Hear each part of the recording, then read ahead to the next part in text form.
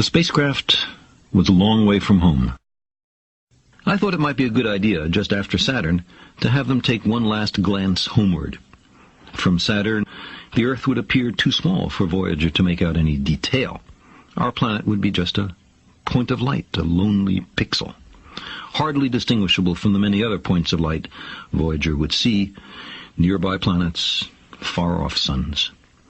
But precisely because of the obscurity of our world thus revealed, such a picture might be worth having. It had been well understood by the scientists and philosophers of classical antiquity that the Earth was a mere point in a vast, encompassing cosmos. But no one had ever seen it as such.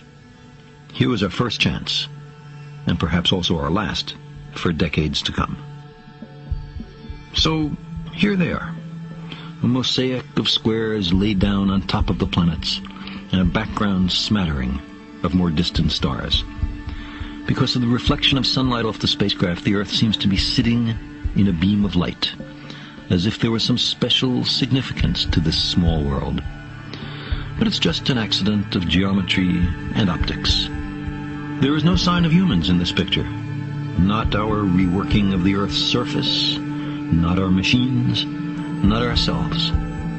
From this distant vantage point, the Earth might not seem of any particular interest. But for us, it's different. Consider again that dot. That's here. That's home. That's us. On it, everyone you love, everyone you know, everyone you ever heard of, every human being who ever was, lived out their lives. The aggregate of our joy and suffering, thousands of confident religions, ideologies, and economic doctrines, every hunter and forager, every hero and coward, every creator and destroyer of civilization, every king and peasant, every young couple in love, every mother and father, hopeful child, inventor and explorer, every teacher of morals, every corrupt politician, every superstar, every supreme leader, every saint and sinner in the history of our species lived there, on a mote of dust, suspended in a sunbeam. The Earth is a very small stage in a vast cosmic arena. Think of the rivers of blood spilled by all those generals and emperors, so that in glory and triumph they could become the momentary masters of a fraction of a dot. Think of the endless cruelties visited by the inhabitants of one corner of this pixel on the scarcely distinguishable inhabitants of some other corner. How frequent their misunderstandings, how eager they are to kill one another, how fervent their hatreds.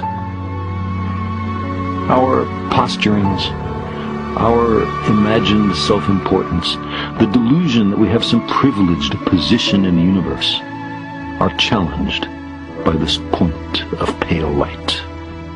Our planet is a lonely speck in the great enveloping cosmic dark. In our obscurity, in all this vastness, there is no hint that help will come from elsewhere to save us from ourselves. The Earth is the only world known so far to harbor life. There is nowhere else, at least in the near future, to which our species could migrate. Visit? Yes. Settle? Not yet. Like it or not, for the moment, the Earth is where we make our stand. It has been said that astronomy is a humbling and character-building experience. There is perhaps no better demonstration of the folly of human conceits than this distant image of our tiny world. To me, it underscores our responsibility to deal more kindly with one another and to preserve and cherish the pale blue dot, the only home we've ever known.